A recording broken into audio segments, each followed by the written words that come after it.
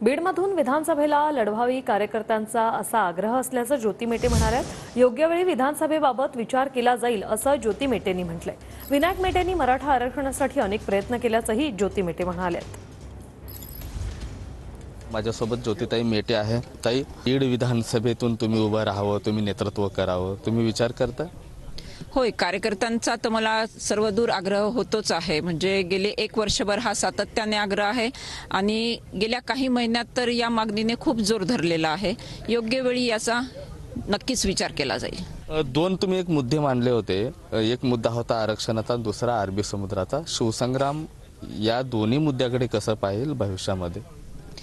मुळामध्ये मराठा आरक्षणाची जी मागणी होती ती साहेबांनी अण्णासाहेब पाटील यांच्या नंतर प्रखरतेने लावून धरली, तर काही कारणाने ते टिकू शकलं नाही। आता पुन्हा एकदा त्या मागणीने जोर धरलेला आहे।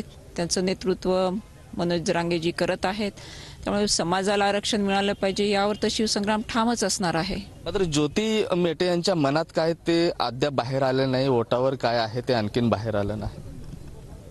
याकरताच मी सांगते आहे की मला ती ट्रॅफिक सिग्नलची थिअरी खूप आवडते, थांबा, पहा आणि पुढे जा। कॅमेरा पर्सन विनोद सह मी महेंद्र कुमार मुधोळकर, TV9 मराठी, बीड।